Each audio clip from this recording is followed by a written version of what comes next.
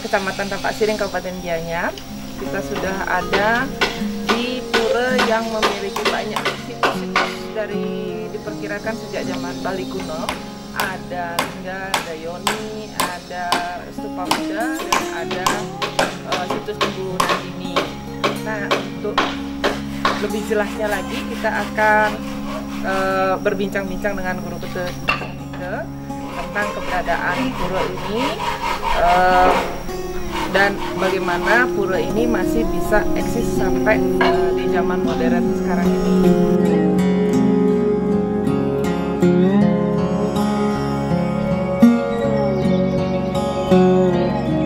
Ketika pura itu didirikan dari zaman nanti, dari abad berapa perkiraan, terus tapi yang melatar belakangi didirikannya pura itu gitu. Mungkin Guru bisa memberikan sedikit penjelasan di sana. Sebenarnya mengenai pendirian Pura Gumang itu sepanjang yang tiang ketahui ya, pengertian atau satu catatan, boleh dikatakan demikian, yang pasti terhadap kapan berdirinya pura tersebut. Tetapi ada beberapa sumber yang bisa kita jadikan sementara bukti otentik keberadaan Pura Gumang. Nah, ini mungkin berkaitan dengan salah satu temuan prasasti yang ada di Pura Pusah, dekat dengan Pura Gumang juga ya. Nah, di sana ada salah satu tinggalan prasasti Bali kuno, itu masa dinastinya Sri Kesari Warmadewa.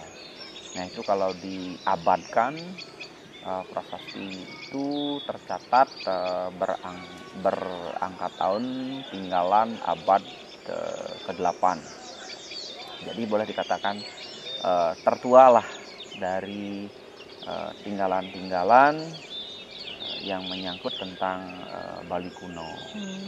Nah, di sana disebutkan dalam prasasti bahwa bagaimana Raja Sri Kesari membangun sebuah peradaban spiritual dengan memperhatikan tempat-tempat tertentu ya, yang dalam hal ini kemungkinan juga Pura Gumang itu sendiri dijadikan memang sebagai tempat yang sangat penting ya, bagi raja atau rakyat Bali kuno ketika itu,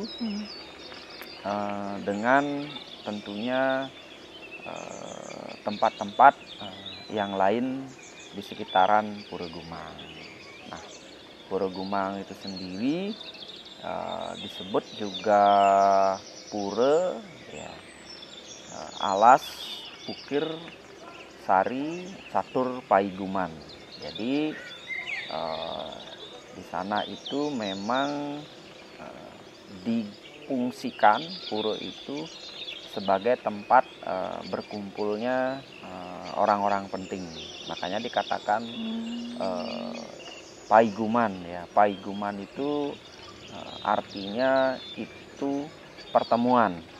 Jadi bukan tidak mungkin ya tempat itu atau Pura Gumang itu sendiri memang dijadikan tempat pertemuan.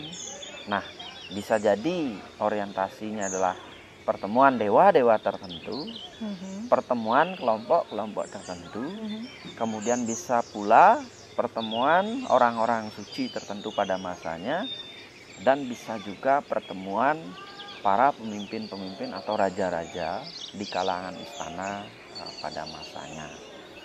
Nah, dalam versi lain juga disebutkan mengenai pura tersebut, konon katanya dalam Lontar Usana Bali. Nah, dalam Lontar Usana Bali itu disebutkan Raja Masule Masuli ketika itu melakukan perbaikan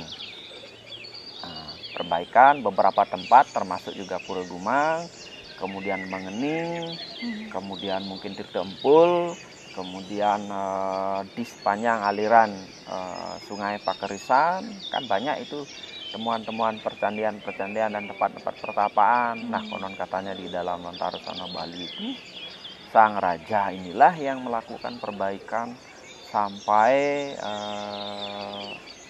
rentangan waktu 3 tahun perbaikan itu. Nah, termasuk juga sang raja dengan Bendese Wayahan itu memperbaiki Pura Gumang. Nah, jadi di dalam Lontarusanga Bali tentunya kita mendapatkan sebuah gambaran bahwa Raja Masula Masuli ini sangat luar biasa sekali perhatiannya terhadap tempat-tempat yang memang dari leluhurnya dijadikan atau difungsikan sesuai dengan fungsinya, dan dalam konteks ini tentunya berkaitan dengan spiritualitas raja-raja atau spiritualitas peradaban pada masa Bali kuno. Nah, dari yang saya ketahui, daerah aliran sungai di sepanjang Pakerisan itu memang menyimpan tinggalan-tinggalan yang luar biasa terkait dengan peradaban Bali kuno yang sangat luar biasa. Bisa kita lihat dari Pura Gulingan, kemudian bisa kita lihat dari Pura Tirta Empul, terus Pura Mengening, kemudian Gunung Kawi, kemudian terus lagi Gua Garbe hingga sampai pada Candi Tebing, dan terus lagi di sepanjang itu ada tinggalan-tinggalan tertentu berupa tempat-tempat katiagan atau pertapaan yang sangat luar biasa sekali. Jadi ada di sini korelasi atau hubungan yang sangat kuat sekali terkait dengan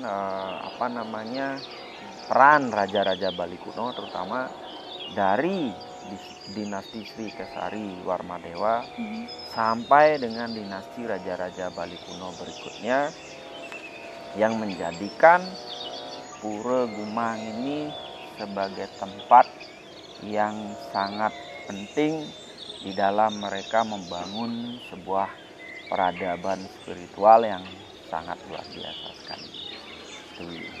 Peradaban di zaman itu, tinggalan-tinggalan itu menunjukkan lokasi-lokasi yang saling terkait ternyata satu sama lain. Lalu dari Pura Gumang ini konon kabarnya ditemukan beberapa situs. Situs ini napi saja Guru tentunya yang ditemukan yang sudah dikonservasi lah sampai saat ini. Di Pura Gumang ini memang satu hal yang unik ya. Banyak sekali ditemukan tinggalan-tinggalan yang menunjukkan bahwa memang tempat itu bukan tempat yang biasa ya. Jadi tempat yang memang benar-benar difungsikan sebagai tempat berhubungan dengan spiritualitas yang sangat kuat sekali pada masanya. Nah, bahkan sampai sekarang tempat itu difungsikan sebagai tempat suci.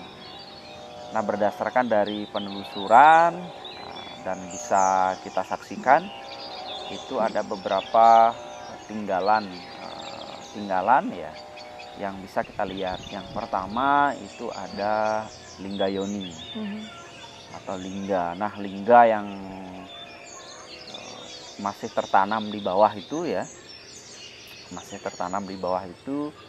itu konon katanya dalam catatan para ahli itu lingga yang terbesar dan tertua di Asia Tenggara.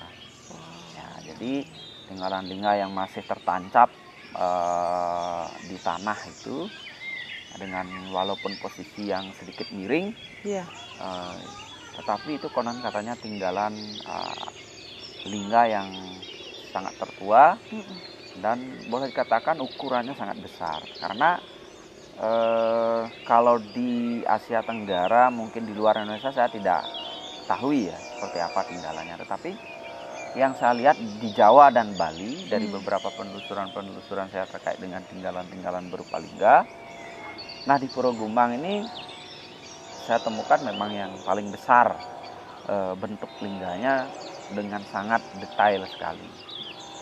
Bentuk tancap sedemikian rupa pada pertiwi atau tanah ya. Itu sangat luar biasa sekali. Nah, kemudian ada 2 lingga kecil ya. Nah, itu ditempatkan pada pelinggih yang tertentu yang ada di dalam utama Mandala Pura. Nah, kemudian ada di sebelahnya lingga yang besar itu ada Mandala Stupa Buddha. Jadi di sana berjejer secara simetris itu tinggalan berupa Mandala Stupa Buddha. Nah, yang menariknya itu adalah di depan Stupa Buddha itu ada arca nandi ya, yang lumayan besar lah. Itu ada arca nandi, wahananya Batara Siwa atau Sangyang Siwa itu sendiri, walaupun dalam kondisi kepalanya hilang ya. Jadi kepala arcanya itu hilang, entahkah karena bencana alam atau ada sesuatu yang menyebabkan hal itu terjadi. Nah, di depan arca nandi itu atau lembu nandini itu ada batu yang sangat ya, lumayan besar lah, berbentuk lingkaran penuh. Nah, itu sering sekali dikatakan simbol dari Surya dan Chandra ya, simbol dari Surya dan Chandra bertemu di dalam satu bentuk batu yang memang berbentuk lingkaran penuh. Kemudian selain arca-arca tersebut tadi, ada juga di belakang ya, agak sedikit ke belakang. Nah, itu ada tinggalan hampir menyerupai Trisula ya, hampir menyerupai Trisula, tetapi itu bukan Trisula. Tetapi tafsir saya kemungkinan itu adalah mudra atau semacam mahkota pada bangunan candi. Jadi mungkin di atas atapnya candi itu ditempatkan satu mahkota yang berbentuk menyerupai Trisula. Nah, kemudian sebelahnya lagi tersebar sedemikian rupa, meskipun tidak ya tertata rapi sedemikian rupa, mungkin karena suatu dan lain hal, tetapi sangat jelas sekali di sekitaran pura itu menunjukkan sebuah konsep mandala dalam tantra, sangat jelas sekali. Nah, ada juga susunan batu-batu, kemudian ada tepasana, kemudian ada batu yang menyerupai rupa dan wujud-wujud tertentu atau prototipe susunan batu yang sudah tidak utuh lagi. Nah, ini menggambarkan bahwa tempat itu memang dijadikan pusat orientasi yang berhubungan dengan hal-hal